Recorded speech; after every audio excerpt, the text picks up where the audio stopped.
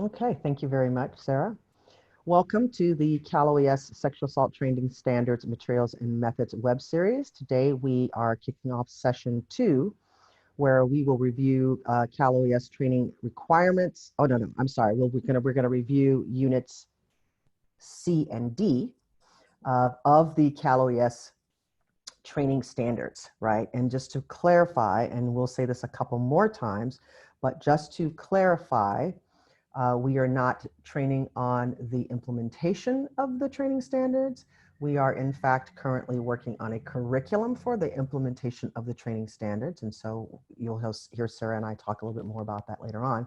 Instead, we are emphasizing and underscoring the updates to the training standards and focusing in on the kinds of strategies and methods and approaches that you want to make sure that you're focusing in on, excuse me, as you are moving into training your advocates for your crisis services. If you did not get to see session 1, where we covered the particulars of the requirements, the standards requirements, or session 1 that covered units A and B, we have recording of that, and we can make that available to you for your perusal at your leisure. So next slide. So as I said, we will be covering units C and D, child sexual abuse and teen sexual abuse. These are, again, part of the CalOES Sexual Assault Certification Training Standards, right? These are not new per se, but there have been updates to some of the subheadings and content in units C and D, child sexual abuse and teen sexual abuse, respectively. Next.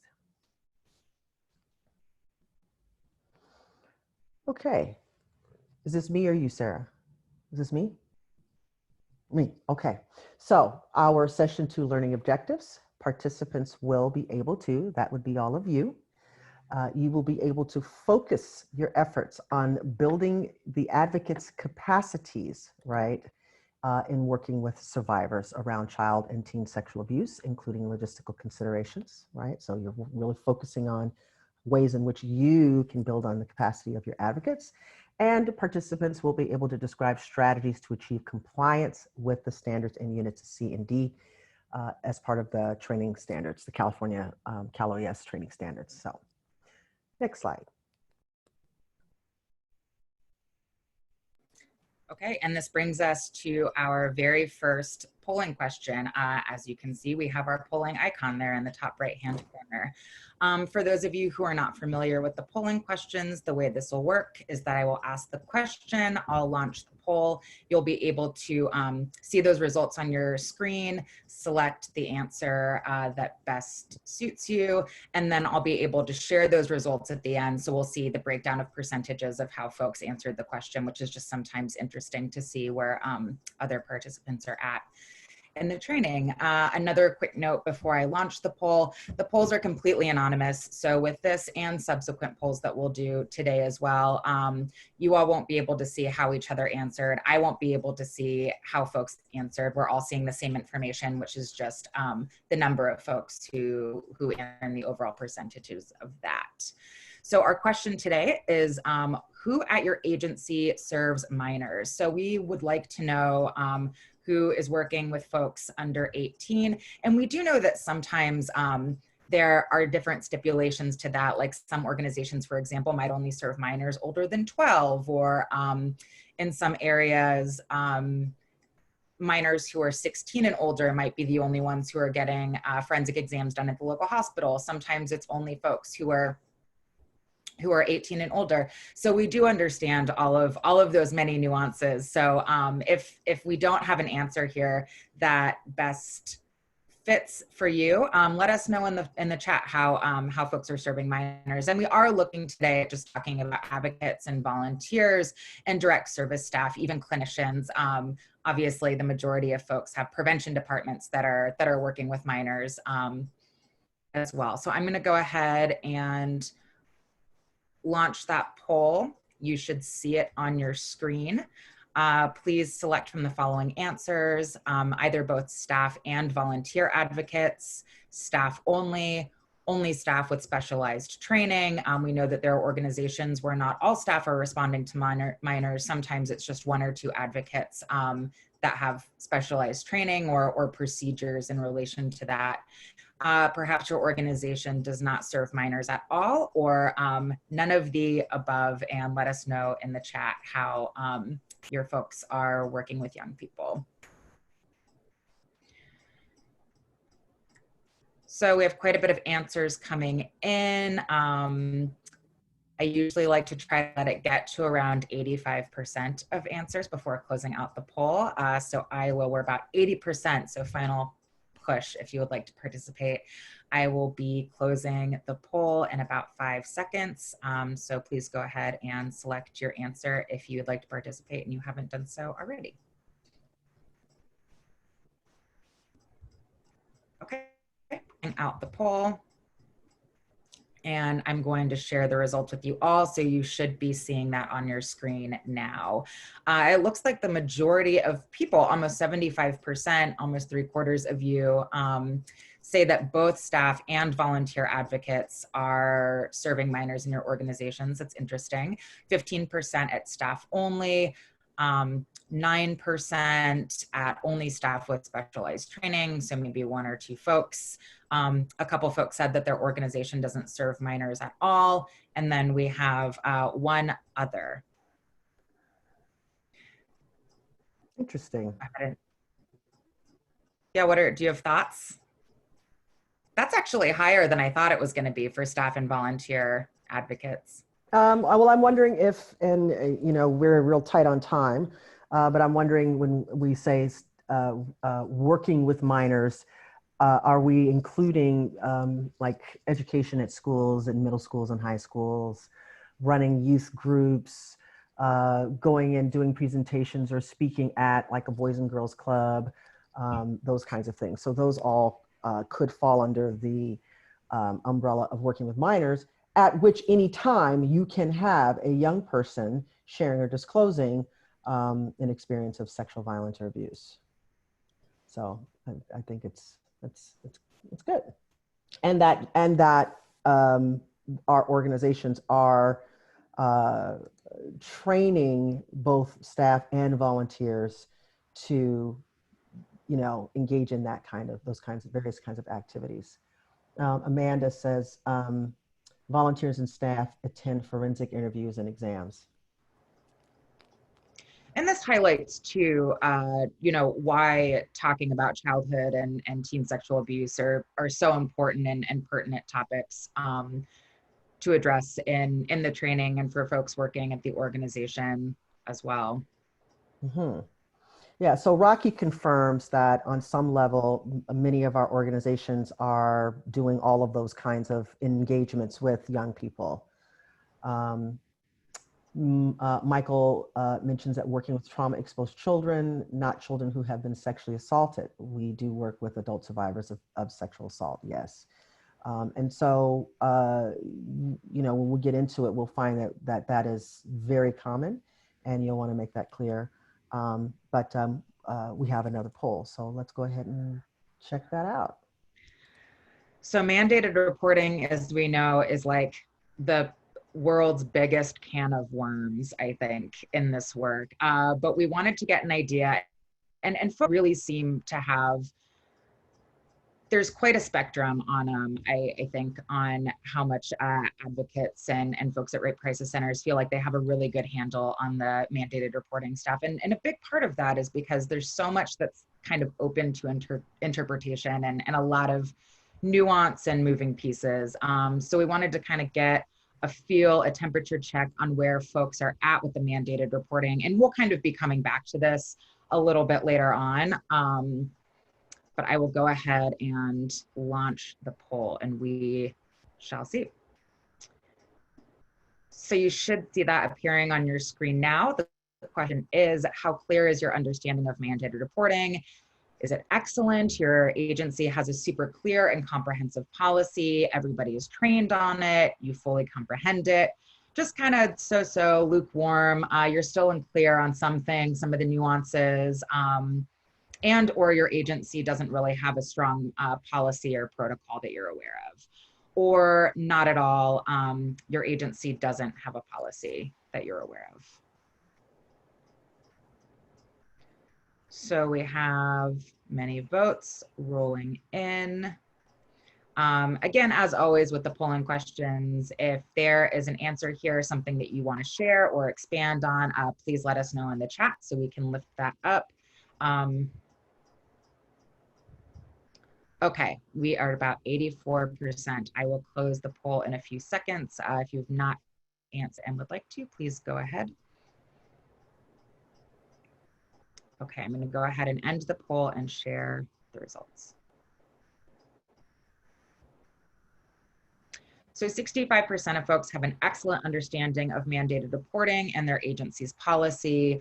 35% are just kind of so-so, unclear on a couple of things, which is totally understandable. And we actually, much to my surprise, do not have anyone who said not at all and that their agency doesn't have a policy, at least not one that they're aware of. I'm very happy to see that, though.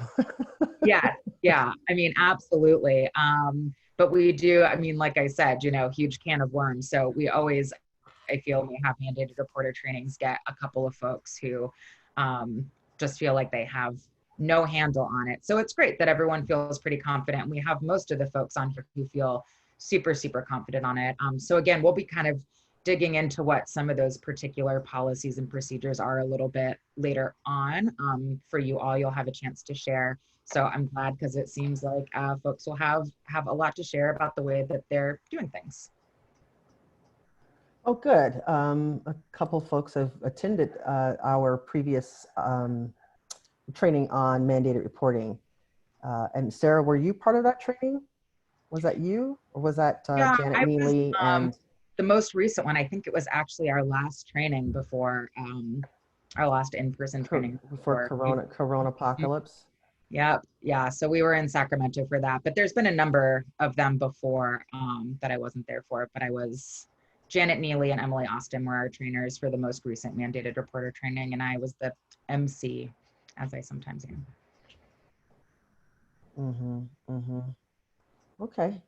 All right. Very good. Well, this is a conversation that will be ongoing, and really looking to provide spaces and forums for all of you to have conversations with each other as peers around how you are addressing things like protocols and those policies. So, okay.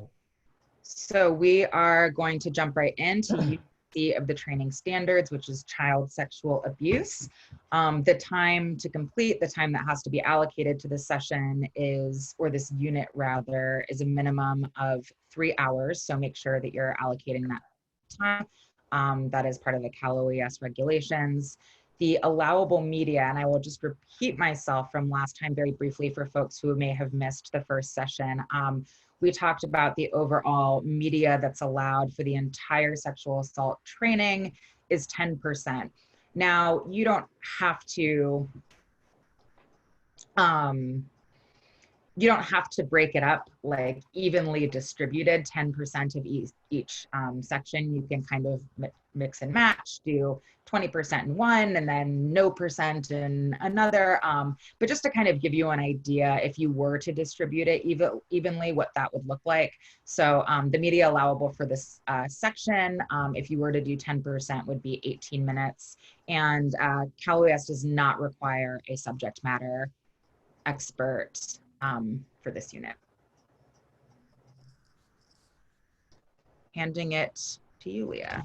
Okay, so, and again, because this is not the implementation curriculum that has activities and large group discussions, small group breakouts, those kinds of things that you would actually apply in working with your volunteer advocates trainees. We are soliciting, and have been for a little bit now, any activities and strategies that you use currently that you find really, really helpful and that you think that your peers would find useful. Please do not hesitate to forward those to Sarah so that we can be sure to include the work of the field in a tool for the field.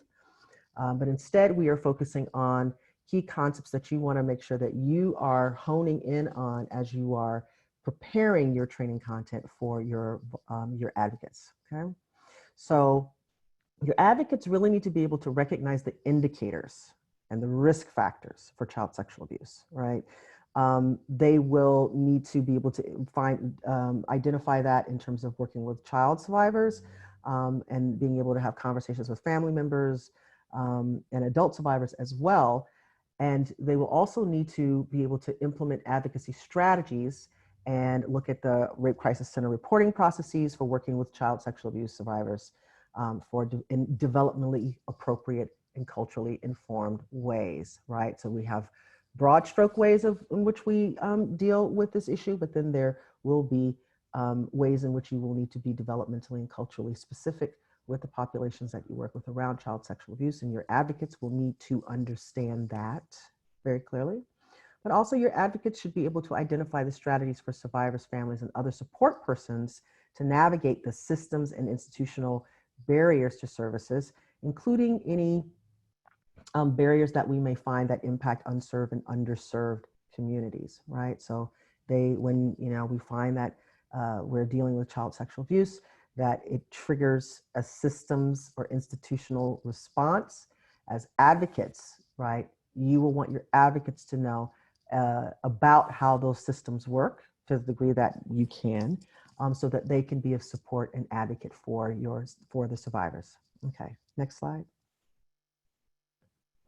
Okay, so what do your advocates need to know, right? You want to make sure that you are painting a picture for your advocates, that they understand that these are not, even though they deal with individual survivors one-on-one, that across, in broad strokes, what is the prevalence of the problem, right? To what degree or what frequency does it happen in certain pockets and what have you? And you want to make sure that you're using localized data as well as perhaps statewide or national data, or even global, if you want to say this is a problem around the globe. But you want to make sure that you are contextualizing the prevalence and demographics for child sexual abuse for your advocates so they can speak intelligently to survivors and others who are engaged in responding to child sexual abuse. You want them to be able to talk about child sexual abuse in a have a generalized understanding of that. Most of our rape crisis centers work with ages 12 and up, right? And a lot of our rape crisis centers refer child sexual abuse cases either to organizations that specialize in child sexual abuse, right? Or hospitals and what have you. But you want to make sure that your advocates understand that many adult survivors that will be reaching out to those centers, right, may be contacting, child sexual abuse may be something that has returned to their consciousness and they're in crisis and needing to deal with that, or they are contacting your organization about a more current situation and which is also triggering child sexual abuse also. That will be very common, that you will have adults who are disclosing about experiences about sexual abuse as a child. Back in the day, we used to call that AMACs, adults molested as children. But understand that you will have a very common, that will be very common, and have adults disclosing incidents of sexual abuse as a child. Your advocates need to understand that sexual activity with a minor under the age of 18, right, is considered sexual abuse in the state of California now, right? Because minors cannot consent, right? Now, there's a lot of nuance and a lot of gray area in that, especially as we work with teens. And we'll talk about teens in the next hour as we work with teens and we understand that they are exploring and growing and developing, those kinds of things, right? But according to the law, anyone under the age of 18 is not able to consent to sex, right? Your advocates will need to understand that there are a range of violations and terms that can be used either in a medical or a legal context. Sexual abuse, sexual assault, molestation, right? So there are these words and concepts that are used, and so your advocates will you want them to be fluid in being able to kind of parse what is meant given the system they may be engaging with as advocates for the survivors. You'll also want to make sure that they understand that all genders are susceptible to child sexual abuse. We know that there are higher rates among girls, but we know that as more males learn about this and disclose, we find that we're discovering more and more males who are experiencing child sex abuse as children, but that it can happen to anyone. And you want to make sure that your advocates understand the warning signs. This will be very important as they have conversations with people who don't have the vocabulary to articulate what's going on, but they can explain how things make them feel, or they can talk about certain actions. And your advocates will be very instrumental in painting a picture and putting it together for children, minors, adolescents, and for adults who are reflecting or being triggered about things that happened for them in the past. So your advocates will need to understand those warning signs frequently as a way of validating that something did indeed occur, right? We don't know what, and from a trauma-informed place, we know that something occurred. So you'll want to, have to pull things out of people in having a conversation, right? So they need to be able to recognize those, as well as those indicators, such as children using sexually explicit language, right? Or engaging in sexually explicit actions that are not developmentally appropriate for their age, having inappropriate boundaries, disruptions in sleeping and eating and school and the way they dress and so on, right? So these disruptions, these become indicators or warning signs that something happened, right? So you'll want, again, your advocates will have to be a little detective-like and have to piece things together. They do not get to name it as you were sexually abused. No. Again, your advocate will, did this happen to you? It's unfortunate that that happened to you. This should not have happened to you. Where we are, we call that sexual abuse, right? I mean, you don't need to necessarily have that language with children, right? But if you're dealing with adults who are disclosing, right? And they have to be able to speak intelligently about these things, not only to survivors and family members of survivors, but as advocates engaging with a medical system or a legal system, or a victims' compensation system or a school district and what have you, right? Or working with child protective services, right? So your advocate may have to be engaged in any of those systems, and they need to know what and feel confident and know that the organization will back them up, right? They will also want to have an understanding, not an expertise, but an understanding about offenders. We have adult offenders and we also have adolescent offenders, and those populations are treated differently or separately as far as the systems are concerned. We do know something about why offenders offend. You don't have to get into too much detail about that, but sometimes if you're dealing with family members, right? So there's different contexts in which the abuse occurs, within homes, outside homes, family members, friends of family, trusted adults that work with the child, like school bus drivers or people who work at youth programs or, excuse me, pardon me, and so on. So your advocate will need to kind of be clear about, in what capacity offenders may have access to proximity to children, understand grooming tactics, right? Your advocates will need to understand, as some people are talking about, well, this happened to me, and then this happened to me, and this happened to me. They'll need to be able to say, oh, okay, those were grooming strategies, right? Excessive attention paid to a child, gifts, isolating the child from their friends or other family members, unhealthy boundaries, inappropriate boundaries, or not setting boundaries, and what have you. And then also wanting to make sure that we are paying attention to the impacts of child sexual abuse that can be long lasting, and then compounded as they get older. It's not uncommon for someone to experience sexual abuse as a child, then experience maybe a date rape as a teen, and then maybe go to college and then experience another kind of interpersonal assault, right? So these things can be compounded over time, and the impacts can be very, very, very damaging for folks. Okay. And then also understand that there are cultural differences. So your advocate will have a particular lens with which they will understand what constitutes child sexual abuse. But you have different cultures and different families that have different kinds of taboos, the role that shame may play, the role that virginity plays, ideas around honor and respect. All of these things will come into play as as your advocates are working with this population, right? So you want to make sure that they are clear on all of those kinds of things. Can we get the next slide? And so this is an addition. I think this is an addition to the 2018, 2019 standards. Can you hear me? Something may have happened in my audio. Can you hear me? Thumbs up, Yeah. Sarah? Okay, great. Okay, great. Thank you. So ACEs, Adverse Childhood Experiences study, this is documented. I mean, it's kind of stuff that many of us all already knew, but it's been documented and it is being used to weigh in on identifying, certainly from a prevention standpoint, what are those things that create greater risk for child victimization or child sexual abuse.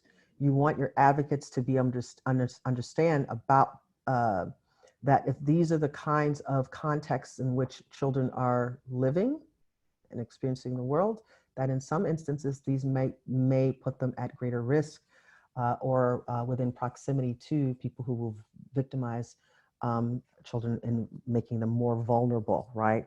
So growing up around violence, as Michael pointed out, children who have witnessed trauma or experienced trauma, and it doesn't necessarily have to be sexual violence, but children who experience trauma in other ways, community violence, street violence, domestic violence in the home, these destabilize, right, and mitigate against healthy childhood development and growth. And family disruption, any kind of instability, they create greater risk factors for victimization and perpetration, right? So we know that sometimes hurt people hurt other people, right? And then, so you'll want to make sure that your advocates are able to contextualize the role that adverse childhood experiences may play in a child sexual abuse survivor or survivor's ability to recover, right? So if they recover, you're getting them on the path to healing, yet they have to return to a situation that is adverse to their healthy growth and development, right? You will have to work on plans on how to advocate for those child survivors, right? So there are those key points you want to make sure that they are able to address. Yeah, this is Sonia. Can I ask you a question? Sure. So are we saying, because I know you said at the beginning, you said about AMAC, and I know that on our forms we always put AMAC, but is that something that we don't use anymore? We're using it more as ACE now? Oh, no. So AMACs are when we ask, good question, Sonia, appreciate that. So AMACs are adults who experience sexual abuse as a child, right? And we use molestation because back in the day, that was a term that allowed us to talk about it without it being too scary, right? It didn't really speak to the ugliness of it. So adults molested as children who may have suppressed, and then they reach a certain age or something else happens to them in adulthood and suddenly, oh my God, this happened to me, right? And now they're in crisis and it's disruptive. And they're suddenly looking back and realizing why they acted the way they did as a teenager. And now they're realizing why all of their relationships were also abusive, right? They're having all of this coming rushing back and now they're in crisis. And now they're reaching out to our rape crisis centers, right? So those are the AMACs. ACEs are the circumstances in which children are growing up in, right?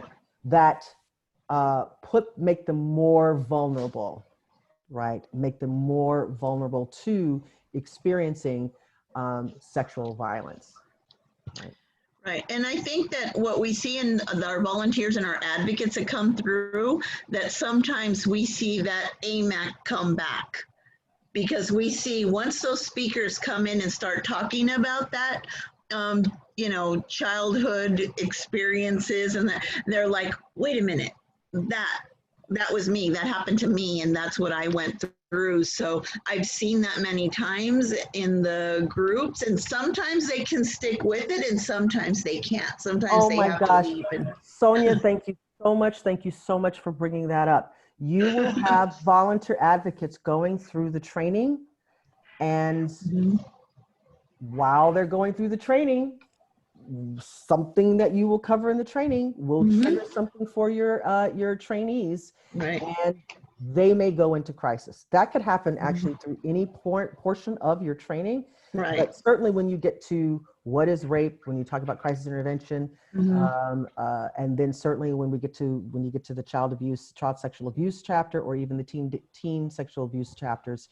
it suddenly, because they suppressed it, or they never called it that, or they just thought it was something, but they hadn't dealt with it. And then now you have people who are putting a spotlight on it when it comes to your hotline advocates training, and then suddenly their worlds kind of fall apart, right? So you can only screen for so much right. as you're recruiting your advocates, right?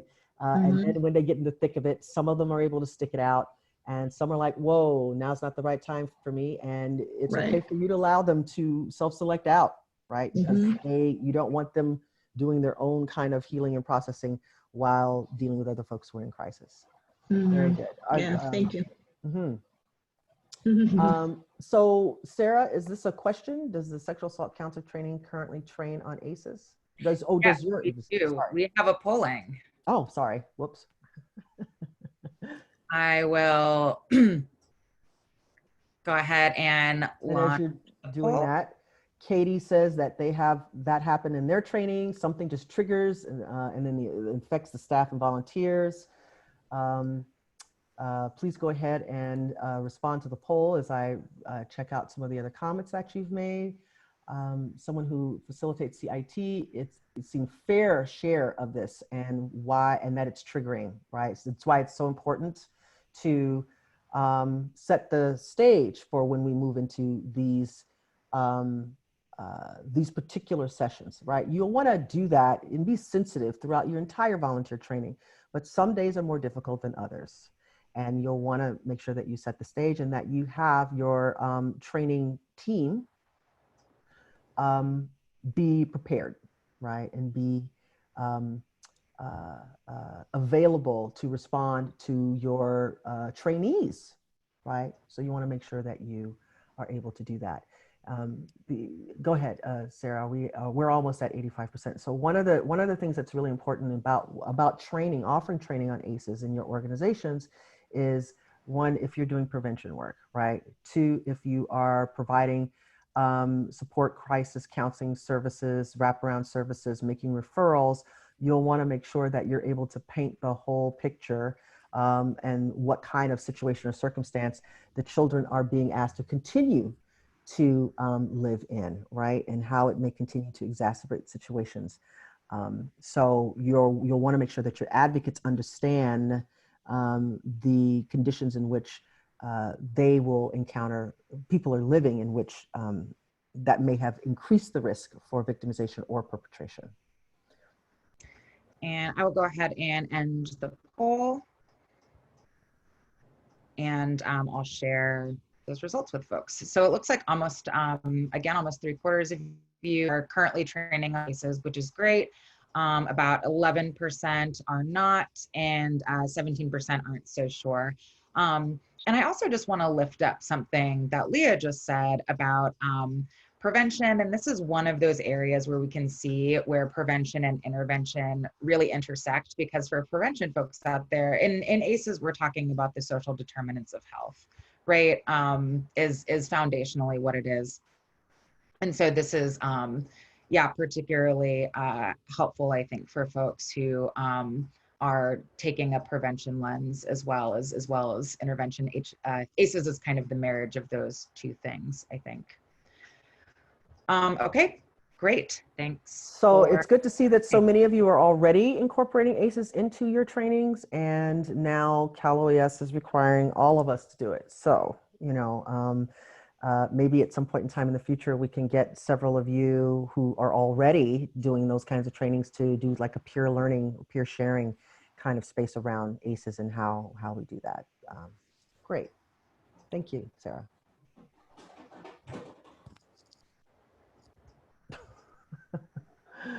Oh, I'm sorry. The poll is still up on my screen, so I can't see the next slide. Okay, got it. Okay, so now here's the boogeyman for this particular night of training or afternoon of training or weekend day of training, however it fits into your schedule, is the idea of mandated reporting. Your procedures and your agency policy.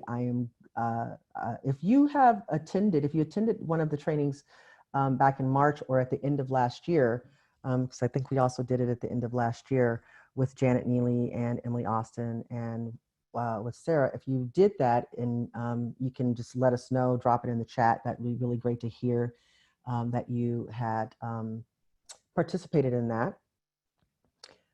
So here's the thing about mandated reporting. It may freak your advocates out, right? Oh my God, you have to be mandated reporters, right? So, frequently your advocates will want to ask you a zillion questions about that, and they'll go into what if syndrome, or what about this, what if that, what if that, what if that, right?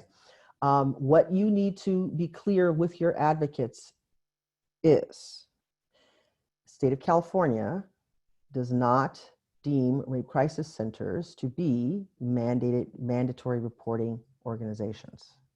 Okay. That does not mean that you as an individual, your individual organization cannot adopt policies that are more thorough than what the state of California requires. You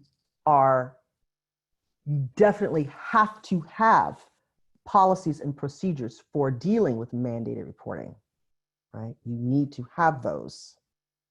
And you want to make sure whatever policies, procedures, and protocols that you have in place, you are thoroughly training your advocates on the what, the who, the when, the where, right? These are the circumstances. You must call the trainer, the volunteer training coordinator, or something like that. If it happens in this circumstance, you engage this person. If it happens in this situation, you engage that person. But you need to be clear on the protocols with your advocates. This is very important because if for no other reason, you don't want advocates flying into superwoman, superman role and overstepping boundaries and engaging in triggering systems and so on that is not appropriate for them to handle, right? So above and, again, the Rape Crisis Center is not a mandatory reporting organization, but you need to have policies in place, and your advocates absolutely must feel confident in knowing what they should do in the event something arises, right? Because again, you do not want them overstepping or engaging in activities, calling CPS or whoever, and doing things that may make a situation worse. Okay, you need to have those in place. Otherwise, your advocates may freak out. It's very unsettling. Okay, next slide, please. So developmental considerations. You want to make sure that your advocates are taking into account developmentally what's going on with young people, youth, or children, child survivors, and that there are developmental as well as cultural considerations that need to be addressed. Including if we're dealing with, if you find that you're working with children who have disabilities, learning disabilities, intellectual disabilities, physical disabilities. So you'll want to make sure that your advocates, to the degree that you, some of you indicated in the poll that you only have specialized or specially trained staff engaging with minors, right? So you'll want to make sure that your advocates understand when they're venturing into an area that maybe, might be out of their league, but they always need to be paying attention to their intervention and that they're using their intervention in a way that is developmentally appropriate for that population, right? So that means that you will have to tailor your training to the kinds of the populations for the services that you provide, right? They are still growing, they are still learning, right?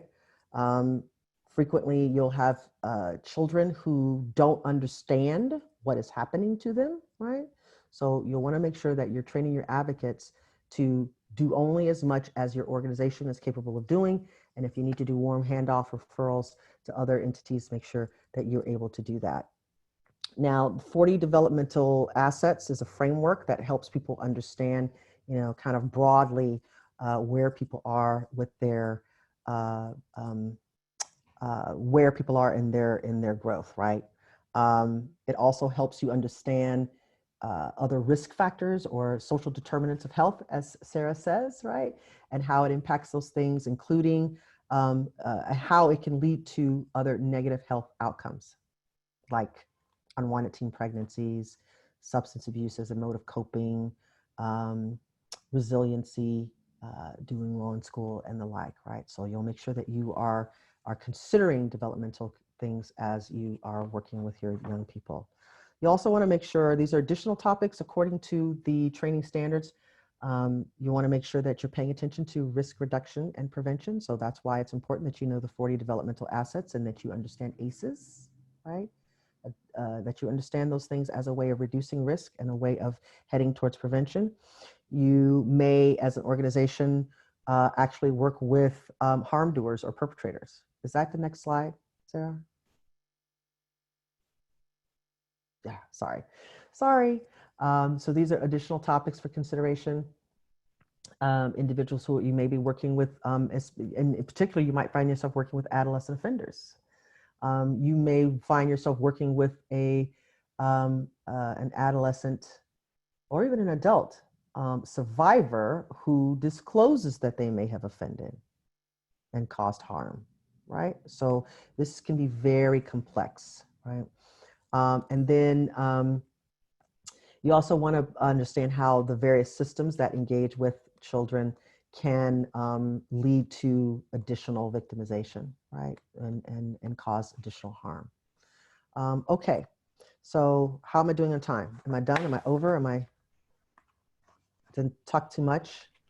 No, you're great. We're gonna move to the next slide and go into some breakout rooms. I will just make one more note on this slide here in regards to the asterisks, that these additional topic considerations are suggestions that show up in the CalOES application. You won't actually find these topics addressed in the training standards. So this will show up a couple of times. Some of the units in the application, CalOES has a section where you can write in additional topics that you choose to train on, which you're more than welcome to do. And sometimes they'll suggest additional topic considerations. So these are not mandatory. They're just some things that CalOES put forth, some additional things that you might want to consider and train on, I think, depending on your program and populations and all of that. So just a note there. And as you go into are they going to breakout rooms right now? Did you see they're going? Okay, so as you go into your breakouts, Michael and Rocky posted a couple comments in the chat, and I think that these are the kinds of things, the kind of details, the devil's where in the details, and with the distinctions that you'll want to have to make with your advocates, and understanding things like people with high ACE scores tend to have high levels of physical and mental health problems. There is a correlation between those, right? Or how when you are working in a school or you are doing a child abuse prevention program, you suddenly take on, right, mandated reporter status, right? So there are circumstances in your rape crisis centers where you may take on mandated reporting status, right?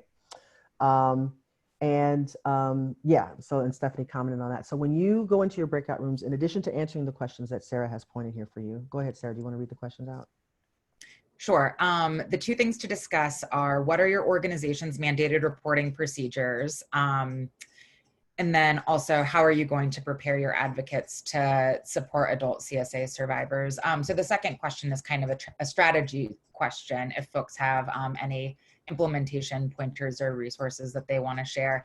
And then we just kind of assumed with the mandated reporting question, as evidenced by some comments in the chat, that there was going to be some differences here in the way that folks approach the mandated reporting. So feel free to share that amongst each other as well, sort of how you feel that at your organization.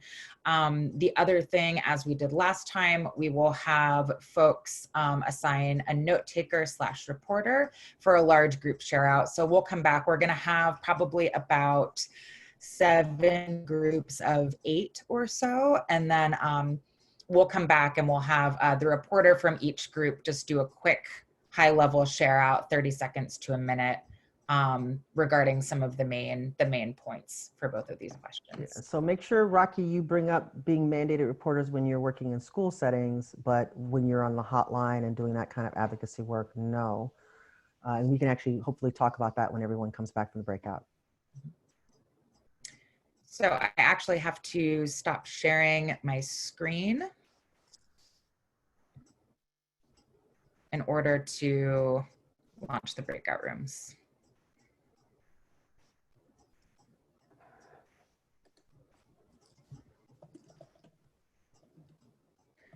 Okay, so I'm going to go ahead and create these breakout rooms. You should see a little box appear on your screen that you can click and it will take you into your breakout room.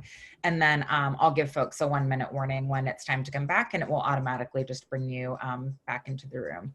So I am going ahead and opening those rooms now. So we'll see you in a bit.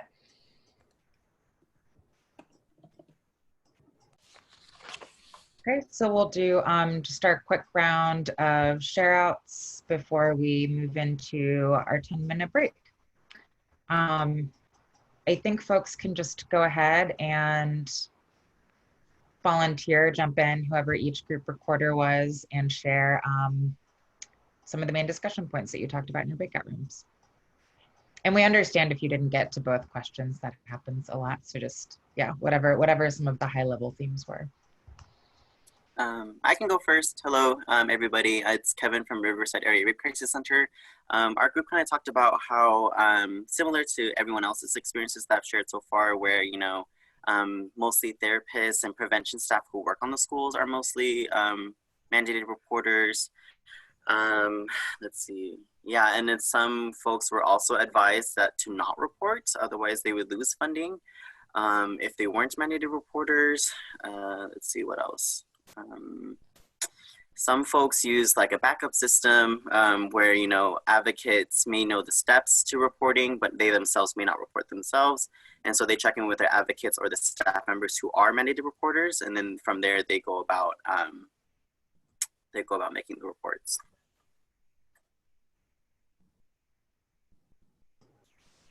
Well, thank you, Kevin, for sharing. Who's next? I can go. So our group said that at school they're mandated, but once they're not at school, they're no longer mandated. And it sounded like some people felt like they really didn't report, and then some thought they could report if they were to reach out to a supervisor. And a lot of us just said case by case, like it's hard, there's not a super clear policy. And then therapists may be mandated at their agency. And then as far as supporting the CSA the adult survivors, they said they have a separate section where they specifically talk about how adults may be reacting to it. Okay, yeah, great. Someone else? Hi, this is Veronica from CBS. And I don't know what breakout room we're in, but I was with Rocky and Michael and Jody. So it sounded like about half and half are mandated reporters and the other half is not. I did want to share with everyone that we didn't really get to all the questions. But I did want to share with everyone, I do have a resource. It's a chart about sex and minors and when to report and when not to. And I can put the link in the chat if everyone wants. It's very helpful for advocates because you kind of line up things and you can figure out, do I report, do I not report? Yeah, that would be great. Thank you so much. Mm-hmm. And, you know, it could be you know, one of those tools that we include in the curriculum. I think it would be helpful, actually. Good. Thank you for that. Yeah. All right, I think we have 2 more. I think we had 6 groups total.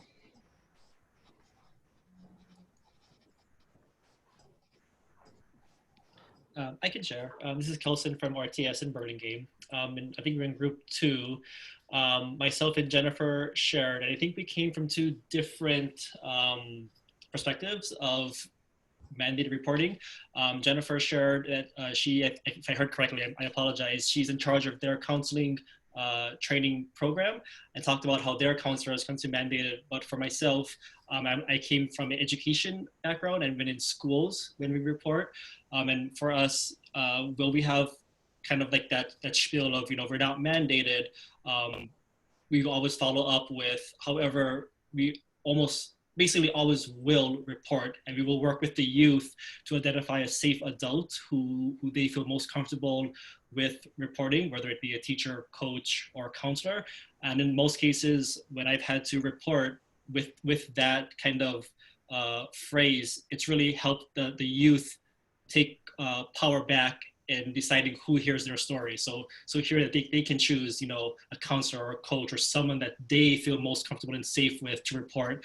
Then we work with the school and getting that next steps involved. Yeah, thank you, Kelson. To be clear,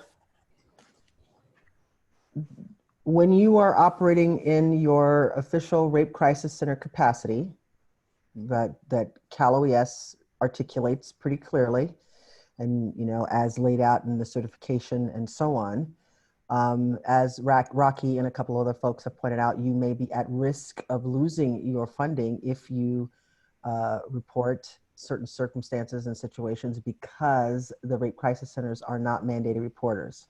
However, once you step into some of these other settings, right, you are no longer operating in your official capacity as a rape crisis counselor, right? You are an educator on a campus doing community education, right? And when you are on, it is their house, their rules. Schools require mandatory reporting, right? So under those circumstances, you want to make sure if you are sending staff or volunteer advocates out that you're clear about what that process will be should a child, a minor, disclose things that are reportable, right? Do you take them over to, as Kelvin said, do you take them over to a trusted coach and a teacher and allow them to do the reporting? Because again, it's happening in that, it's being disclosed in that particular setting. That chart that Veronica has offered to share with us will be very important, because when, you know, we're talking about 2 15-year-olds who are exploring and learning about sex and sexuality. Again, they're minors, they're not able to consent, but they are developmentally doing what is, you know, age appropriate at a given time. Is that something that you are required to report? No. You know, I'm in Los Angeles. Child Protective Service, DCFS would not even look at that, right? In other parts of the state may have different priorities, but or things that they are saying that is part of what they would call mutual affray, right? Or if these kinds of things, or if there's not a 3-year age gap between, you know, and we'll talk more about that when we move into the teen sessions. But you want to be clear about when you step outside of your rape crisis center certified role.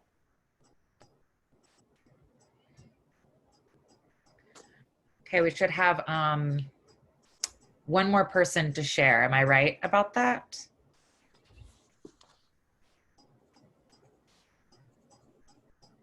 Oh, I'm sorry. I thought everybody was done. I don't think anyone from my group said, so I can share. I think we were all kind of on the same page, similar to, sorry, Cindy from RTS, similar to what we've heard so far. You know, advocates, volunteers, and staff are not mandated reporters.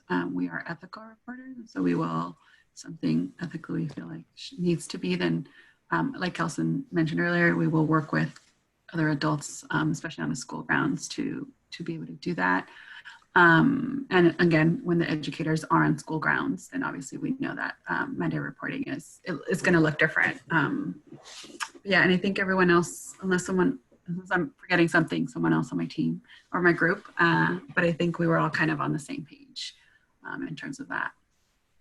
Cindy, can you say a little bit more about being ethical reporters? And like what an example of something that would trigger an ethical report? Well, just around if a child is disclosing that they are currently being harmed, and so like ethically, does that feel good to like just send them home and be like, well, I'm not a mandated reporter, so good luck with that kind of a thing. But being able to kind of a safety plan, and if it's especially if it's on school grounds, to be able to then talk to the youth, like Kelson said, in a way that we're providing them some control around saying like, we're really worried about you and that what's happening is we want you to be safe. And so is there an adult on your school grounds that you feel comfortable and safe with to talk to about this so that we can get you some support? And so it's a lot of conversations with youth just to make sure that we're not blindsiding them. And that they know that, and again, like Kelson said, they have some control as to who that person would be, who they would identify. So it's kind of a safety plan thing. So us directly, not necessarily all the time. It's just finding out if there's someone else around that can help us work through it to be sure, because we want them to be safe, obviously. So we don't want to just discard that just because we're technically we're not mandated reporters. Does that help? Thanks, Cindy. Okay, are we ready for our break time? 10-minute stretch break. We will have folks return at 2:20 sharp. We will resume then, and we will dive into Unit D, teen sexual abuse.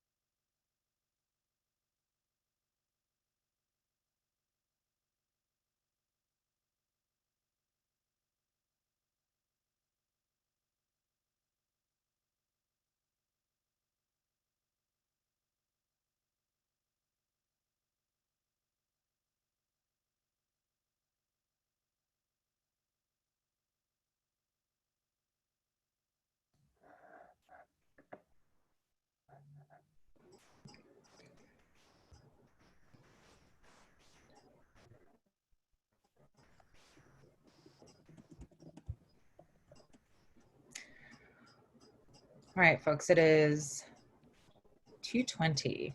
Welcome back, if you are back and getting resettled, reacclimated. We are going to discussing Unit D, teen sexual abuse. The minimum amount of time to complete this unit is 3 hours. Again, if you were to do 10% of that as media, that would be 18 minutes.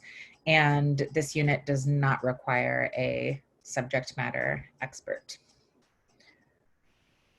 And over to Leah to talk about the desired outcomes and key concepts for advocates.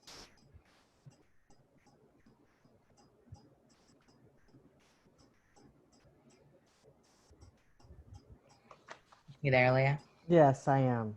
Sorry. Hi. I had a blip. Okay, so for teen sexual abuse, Unit D, again, thinking about what it is, what are the key things that your advocate trainees need to understand for this unit. They should be able to identify key aspects of adolescent development, right? That's going to significantly inform the way in which they engage with this population, and teen culture, and for effective advocacy in working with this population who have been sexually assaulted and or exploited.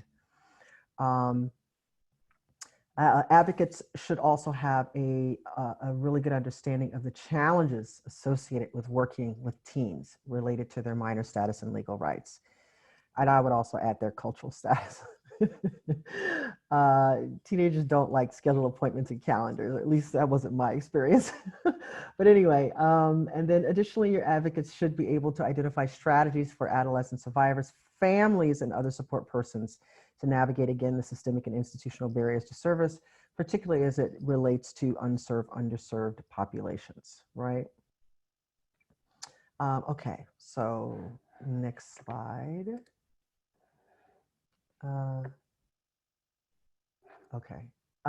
So developmental considerations in working with your adolescent population. You want to really keep in mind that your advocates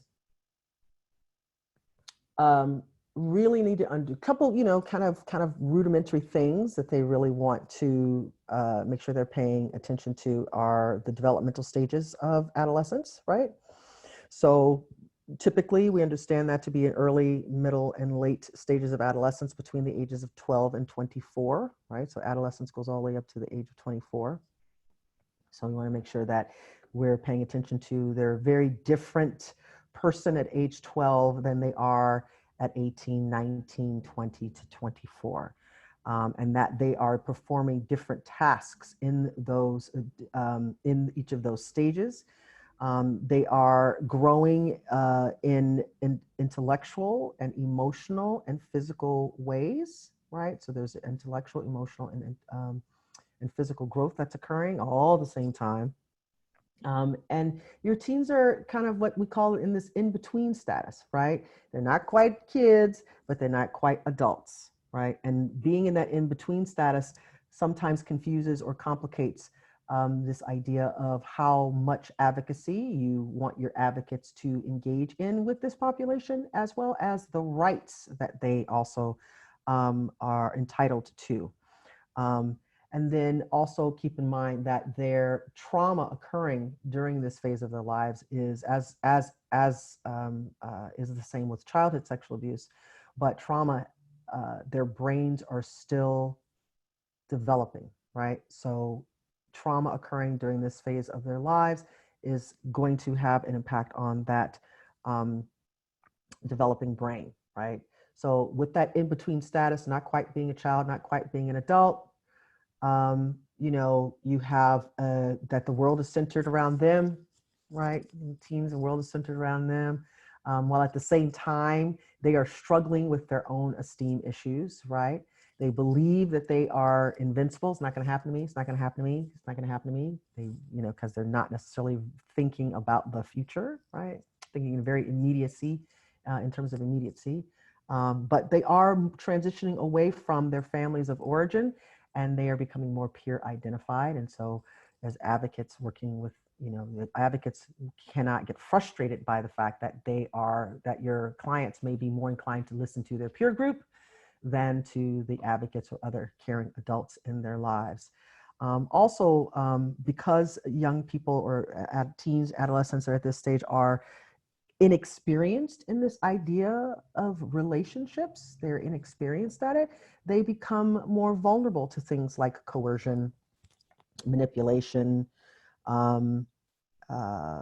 threats, duress. They may be, and because they are gravitating towards autonomy, they may think that they are making many of these choices on their own, right? So your advocates are going to really need to pay attention to what their adolescent survivors that they're working with, and if they're working with them in schools or detention facilities, juvenile halls, wherever, pregnancy, parenting, teen homes, residential treatment facilities, wherever you're going to come into contact with this population. And so all of that's going on, and then add the adverse childhood experience elements to it also. So if that is at play, that is going to have an impact also on your survivor's ability to be resilient and be masterful at certain things and what have you. So you want to make sure that your advocates are understanding that developmentally, they may be, your adolescent population may be swinging, right, in terms of emotional states of being, right, and caring. So can I get the next slide?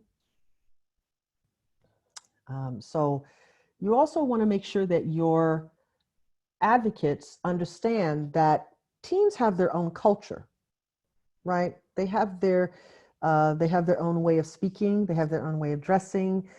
They have their own way of instituting rules of how to be, depending on the population or the group that they're hanging out with, right? Who's really real, and so on and so forth. So they have their own culture, right? Your advocates should not be trying to break into the culture, trying to be hip and cool with the kids on the streets these days. No. Advocates need to remember to stay in their lanes, right? But understand that the same way that you would use a cultural frame for working with either any identified subculture, right? If we're talking about an ethnic population, if we're talking about queer populations, if we're talking about immigrant groups, that there's a particular way of being that allows that population to coalesce as their own culture. And so your advocates need to understand that they will have to operate with their survivors within the teen culture, right? They'll also want to keep in mind that because of this, right, there are kind of about risk factors. This is a period of time in their lives where the task of adolescence is to take risks, right? The task of adolescence is to be experimental. And so you'll want to make sure that that's also being taken into consideration with your advocates, that they understand that this is part of their population. Warning signs and risk factors are very similar for working with children, but you also want to pay attention to things like sudden loss of interest in things in which they had always previously been passionate about, whether it's sports or dancing or art or reading or school. These things for which they had previously been really passionate about, they no longer have an interest in those.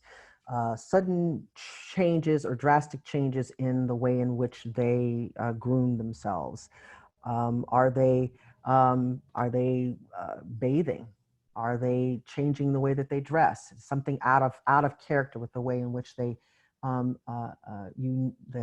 their normal behavior, right?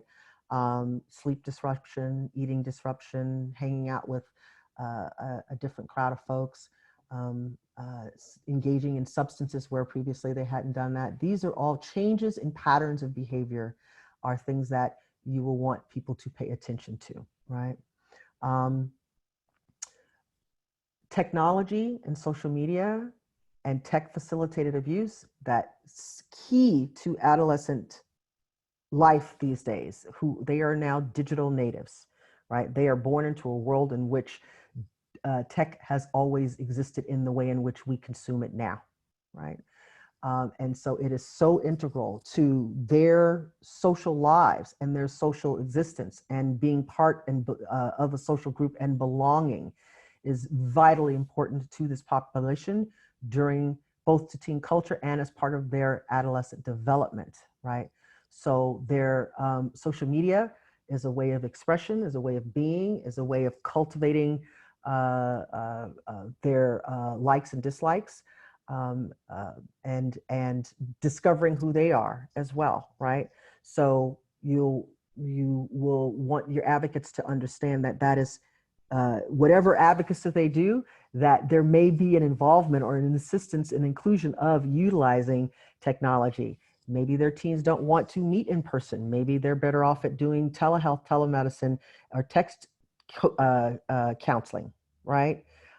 So you'll want to make sure that as you're training your advocates that you are also considering ways in which technology and social media can be used as part of their healing recovery process. But you also want to pay attention to the way in which technology and social media are facilitating abuse with this population, and the secrecy and the way in which things can blow up almost instantaneously with technology and social media, right? That you have young people taking pictures and unlawful sharing of intimate images, sextortion, threats and harassment. You have teens who will disclose that somebody did something to them, and then it gets around, and then all of this cyberbullying starts to happen with people. And because we know that those phones and that social media is so important to their culture, the idea of just leave your phone at home or just turn your phone off is just not the right thing to say. Especially if there is something that needs to be treated, it's something that's very, very serious, and you need to then engage the legal criminal system. They can't delete those threats. They have to keep those threats in their social media, or keep them in their DMs, or keep them on their phones, right? And so that means that they have to carry those incidents around with them, right? And that can be very troubling and disturbing. So maybe your advocates will need to figure out ways to come up with safety plans, as Cindy mentioned previously, for how they will deal with having to go into their phones knowing that there will be some threatening and destructive information on there, right? So your advocates will need to be able to navigate all of that as they are advocating for teens, okay? Can we get the next slide? Okay, so for your teens, you got lots of kinds of, again, because they're not quite children, but not quite adults, there are legal issues that come into play with regard to what they have rights and what they are entitled to. We know that starting at the age 12, at the age of 12, you have minors that are able to consent to medical treatment, pregnancy termination, reproductive health needs like birth control or what have you, checks for sexually transmitted infections and disease, medical treatment, right? So they are able to do that, and they are able to do that without the consent of an adult or a parent. And those adults and a lot other caring adults cannot intervene. They cannot intercede. That is the right of 12-year-olds, age 12 and up in the state of California. And it cannot be taken away by adults. But also keep in mind that there are other legal issues that are related to their status as minors, such as what we used to call statutory rape in the state of California, but now it is referred to as unlawful sex with a minor, right? So even if you have a 16-year-old that is consenting to have sex with a 20-year-old, that could be troubling for all parties involved, right?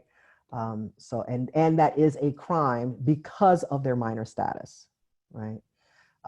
Being homeless or running away, right? Those are status offenses for which they can find themselves being arrested and detained.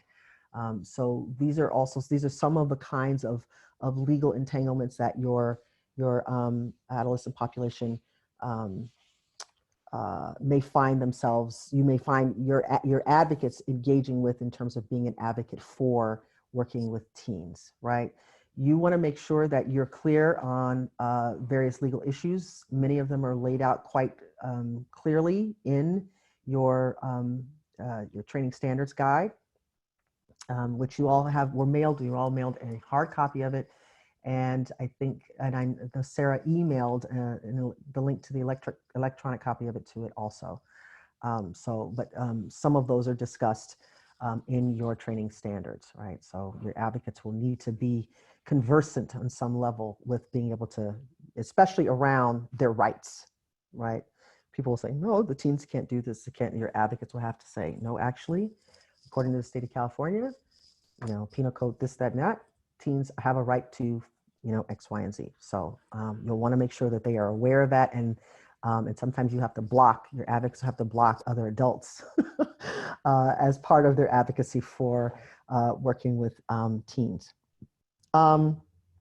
Counseling and advocacy issues that may impact the population that you're working with, because they are learning and discovering and trying to figure stuff out. Things like trust become exploded, right? They don't trust anybody now, or they become overly trusting with folks. They will take on feeling guilty or responsible for the assault themselves. Maybe their parents told them that they're not allowed to date, and they were sneaking around behind a parent's back, and then something happens and now they feel like it's all their fault. Maybe we're working with queer youth and they're not out to their parents, and then they are being, if they say anything about it, they are being threatened to be outed by folks, and they're concerned with having to deal with the ramifications of that and those fear. They may engage in, may have behavioral issues that go along with experiencing sexual trauma at this stage. They may become hyper or overly sexualized as a way of trying to cope or regain some of that power back somehow. They're trying to figure a lot of stuff out. And so in addition to what we know as rape trauma syndrome or post-traumatic stress disorder, you also have behavioral elements that will manifest that are specific to working with this adolescent population. They don't want to go back to school because the person that injured or harmed them is going to school with them.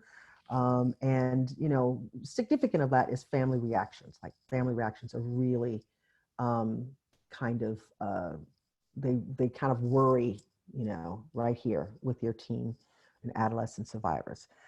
I cannot stress the following enough. Your advocates will need to pay attention to boundaries, their own boundaries, in working with this population. You have a lot of teens that they will see a trusting, caring adult who is there to help them get through a tough time in their life. And there may be some transference that goes on with your advocates. Your advocates must maintain clear boundaries. We know that survivors have trust issues as a result of having been violated, right? So that your advocates will need to maintain an appropriate, professional, ethical, healthy boundary in working with this population.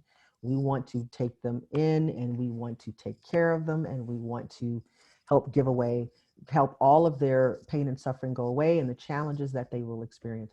Your advocates need to make sure that they are maintaining appropriate boundaries. Does that mean that your advocates can give teens rides home or rides to places where they need to go? Does that mean that they can loan them some money if they say they don't have enough money?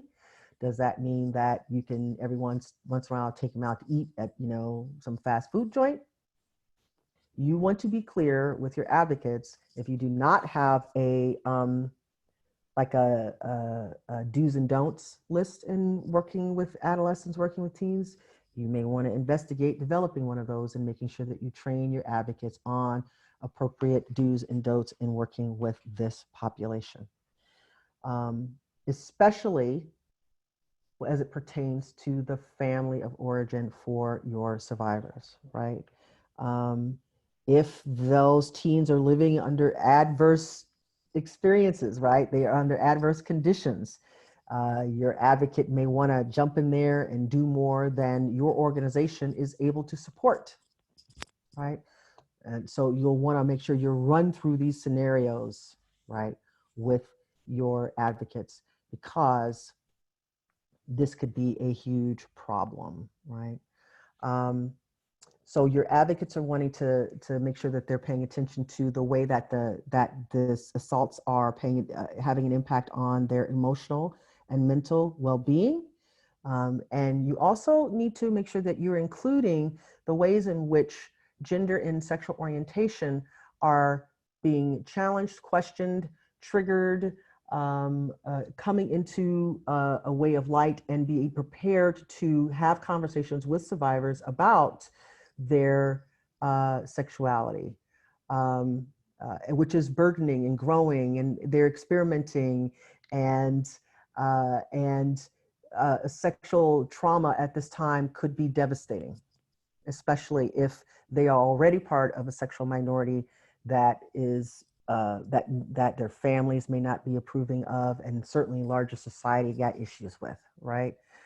So you want to make sure that your advocates are able to tease these things out, because your teens may not come out and say, I'm having mental health problems, right? I can't sleep, or I don't understand, and my memory is is not working properly, or I'm forgetting stuff all the time. Your advocates need to be able to pinpoint that and address it as working with teens. If I don't understand why, this person assaulted me, and I don't like those people in that category or whatever, what does that mean? Does that mean that they think that I'm one of them? Or your advocates need to be able to address these concerns or the impacts on your adolescent population, okay? Stephanie has asked if anyone has existing do's and don'ts in working with teens. Actually, I do, and when Michael has them, but actually I have them from way back in the LaCaw POV days. So Michael, if you have some that you want to share and you have a link and you could drop it in the chat, that would be awesome. Or go ahead and email it to Sarah, and we can make those kinds of tools available for all of you. Okay, so commercially sexually exploited children and youth. Can I ask a question among all of you that are online? If you are currently working with trafficked populations, whether adolescent, teen, or adults, if you are, go ahead and drop it in the chat that you are, and to what degree, what kind of program. Is it a street outreach? Do you have a shelter? Do you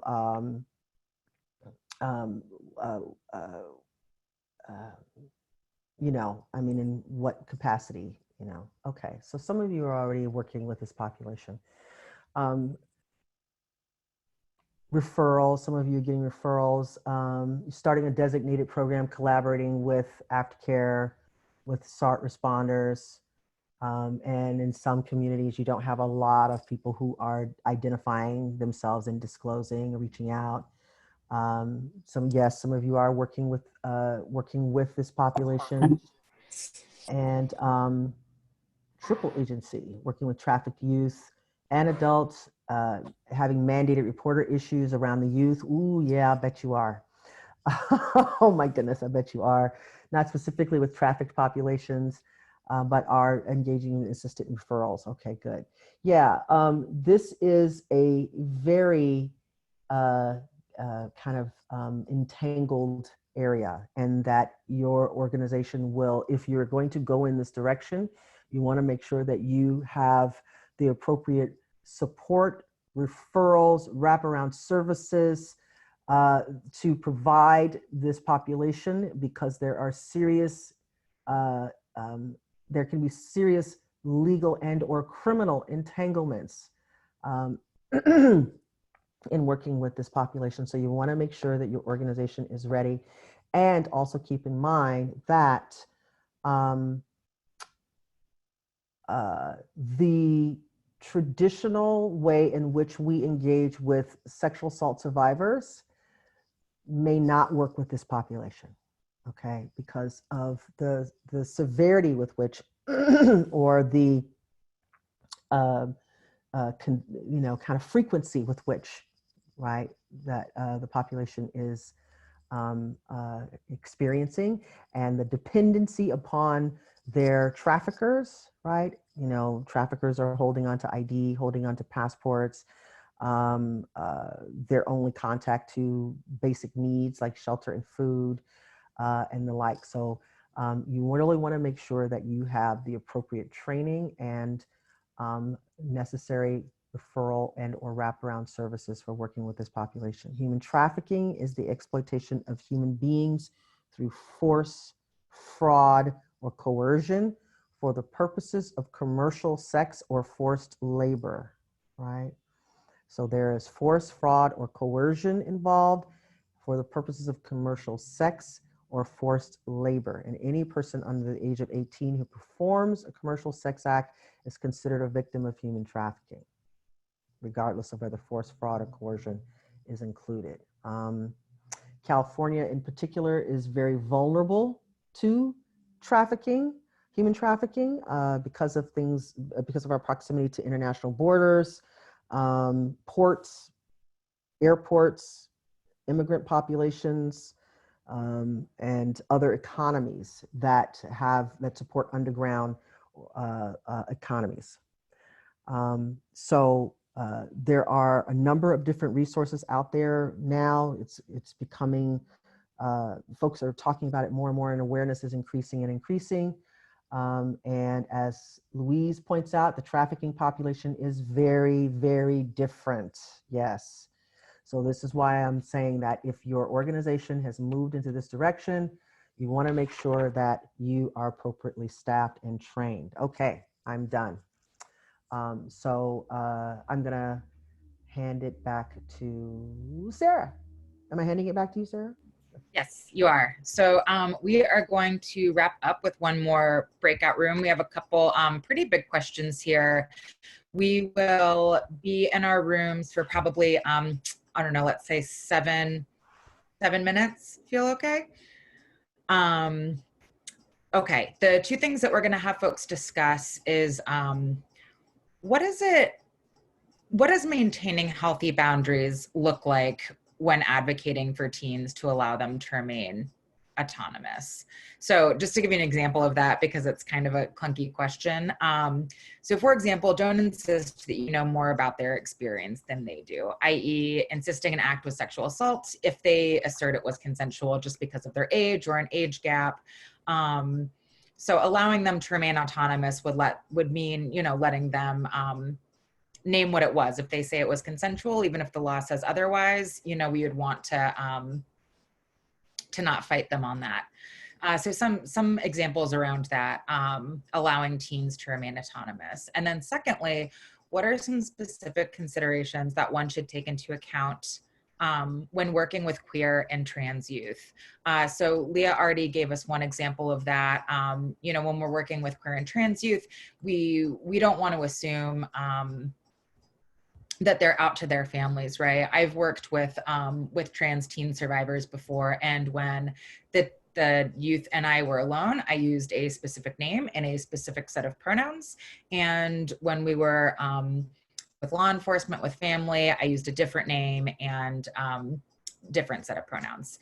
So things like that. So what are some specific considerations that one should take into account when working with queer and trans youth? And go ahead, as we get into our breakout rooms, assign a reporter or note taker again. And then since we don't have a ton of time, when we come back, we'll just have folks kind of drop some high level points into the chat. If there's anything like really great that you come up with that you want to share. So I will go ahead and stop sharing my screen so I can get us into the room. Okay, it looks like folks are slowly coming back, picking it up a little bit.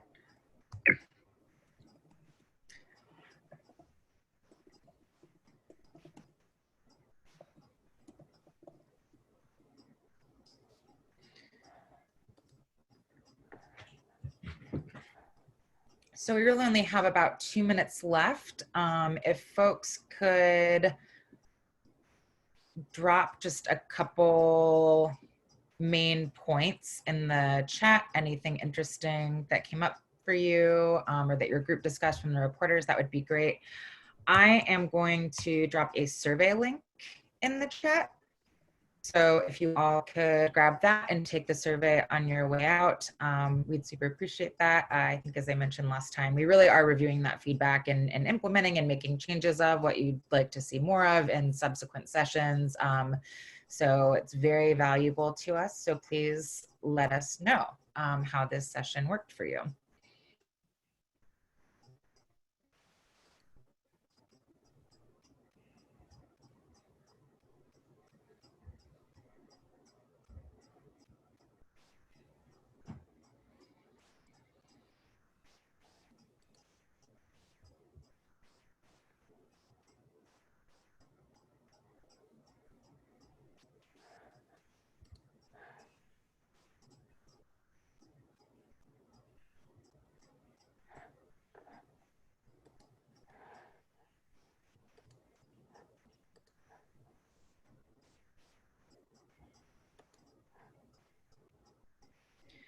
Okay, so just to pull out some things out of the chat. Raquel says, when working with adults or teens, meet them where they're at. We don't know what's going on with them more than they do. Get more information.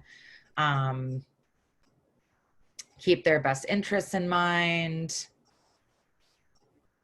Working with trans and queer youth, remember that they may not have shared it with anyone else. So make sure that you're always checking and switching back to pronouns if you need to do that at the request of the youth. Veronica says, not imposing values on youth, maintaining boundaries, making strong efforts to educate self and staff. Elizabeth says, make sure teens are requesting counseling for themselves, not the parent calling and scheduling. Partner with LGBTQ centers for education and programs. Know that LGBTQ youth may be experiencing homelessness, may not want to report. And from group number 3, developing trust and rapport is harder and more important with teens. There's a big need to be authentic with them. Regarding queer and trans youth, have some LGBTQ staff to help and do LGBTQ training for all staff. And can I just jump in? That last one, trust with the youth. They are looking for, I mean, it's like their antenna are out there and they can tell when you're perpetrating. Your advocates just need to be themselves. Don't try and be their friend, be their advocate. Do not try and rescue them, be their advocate and their support. And from a caring and place, but if your teens can just really tell, right? And so that is if we left you with one thing for to hammer home with your advocates when you're going through the training and working with this population, is that just to be authentic and be yourself and do not overpromise, do not overstate, and you have to earn their trust. Okay. I guess I'll say thank you everyone for your participation today. It was wonderful being here with you all today. I think our next session is next Friday. Am I correct, Sarah? So our next session is skipping Wednesday, the 22nd, because we have our annual meeting. So we'll be doing that instead. And we will see you back here Friday, the July 24th. Very good. All righty, everyone. Stay cool, stay safe, wash your hands, safe distance, social distancing, and just love yourselves. Go do something really wonderful for yourself for the rest of the day today. You can tell your EDs that Leah and Sarah gave you the rest of the day off. Ha, ha, ha, ha, ha. And you know what? You can have tomorrow and Sunday off too. Take care, everyone. We'll see you soon. Thank you. Bye-bye.